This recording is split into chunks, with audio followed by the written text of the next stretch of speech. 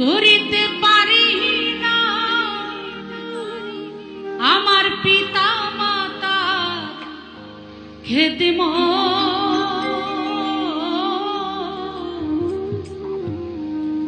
করিও আমার উম্মত করিও আমার উম্মত। এটা হাদিসের কথা গানের সুরে সুরে কবি লিখেছেন ছন্দে ছন্দে। এটা আমার হুজুর পাক হযরত আহমদ মুস্তাফা মুহাম্মদ মুস্তাফা সাল্লাল্লাহু আলাইহি সাল্লাম তার জীবনী থেকে এই কথাগুলি নেওয়া। তিনি বলেছেন যে আমি আল্লাহ পাকের সকল ইবাদত বন্দেগী আমি করেছি, কিন্তু আমার ভাগ্যে দুটি ইবাদত করার সৌভাগ্য আমার হয়নি। সেটা হলো আমার মাতা এবং পিতার খেদমত।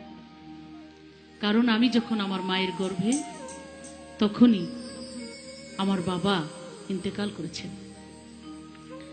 আমার বয়স যখন খুবই কম, আমি ছোট্ট শিশু, বাবার কথা জিজ্ঞেস করেছিলাম মাকে। মা আমার কথা শুনে আমার বাবার কবর দেখাতে নিয়ে গিয়েছিল। আর সেই কবর জিয়ারত করতে গিয়ে, বাবার কবর জিয়ারত করতে গিয়ে সেই ছোট্টবেলায় কান্নাকাটি করতে করতে আমার মাও বাবার কবরের উপরে ইন্তেকাল করেছিলেন। তাই শিশুবেলায় মা মাকে হারিয়েছি, গর্ভে থেকে বাবাকে হারিয়েছি। আমি খেদমত করতে পারি নাই তাদের। আমার উম্মত যারা, তারা যদি কেউ মাতা পিতার খেদমত করে মারা যান, আমি বললাম, আমি নবী জবান দিলাম, কাল হাসরের দিন ওই ব্যক্তিকে বেহেশতে না দিয়ে আমি বেহেশতে যাব না। মাতা পিতা এমনই সম্পদ। হজ, জাকাত, কলেমা, নামাজ, রোজা এগুলো তো আছে আল্লাহর বন্দেগী। কেউ যদি হজ করতে না পারেন, ঘরে বসে মাতা পিতার খেদমত করেন, মা বাবাকে দেখেন, সেখানেও নাকি হজের সমতুল্য সওয়াব পেয়ে যেতে পারেন। এরকম অসংখ্য কথা মা বাবাকে নিয়ে হাদিসের মধ্যে আমার হুজুর পাক বলেছেন। আর আমি সেই ছোট্ট একটি কথা দিয়ে আমার এই গানটি আমি একটু শুনেছি।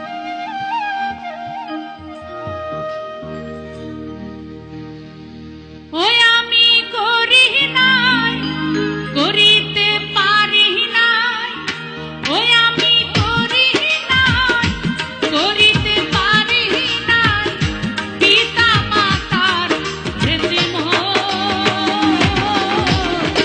করিও আমার উম্মত করিও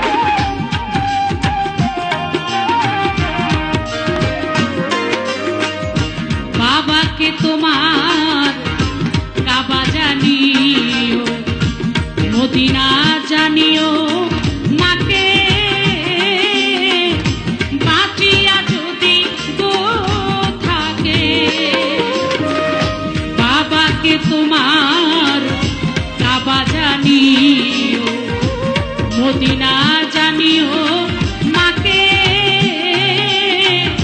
বাঁচিয়া যদি গো থাকে সেবিও মাকে সেবিও বাবাকে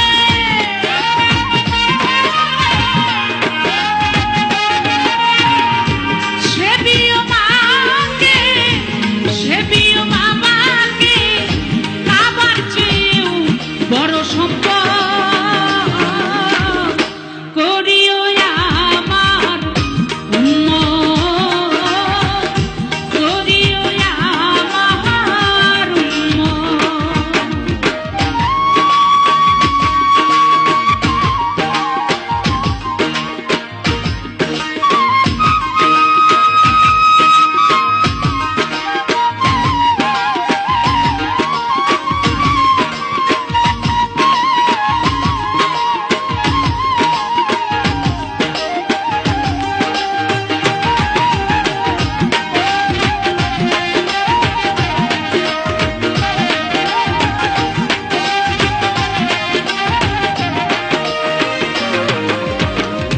বাবার মুখেতে মায়ের মুখেতে তুলিয়া দিল যে খানা আমার আল্লাহ পাই সেই খানা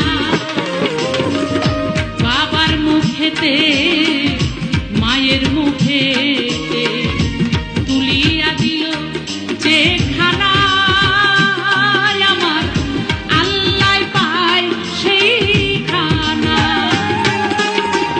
শাহ আলম সরকার বলে তাই দরকার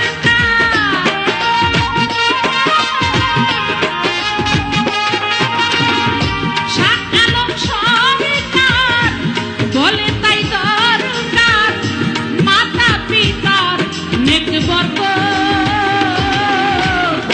করিও আমার উম্মত করিও আমার উম্মত। আমি করি নাই করিতে পারি না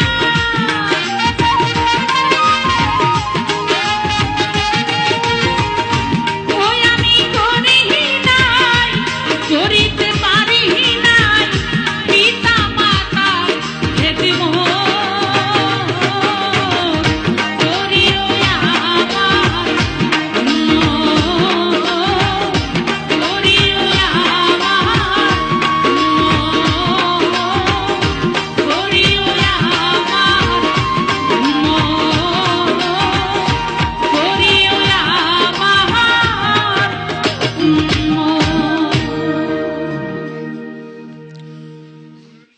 আমার বন্ধু দয়াময়, পিএইচপি অ্যারাবিয়ান হর্স আমার বন্ধু দয়াময়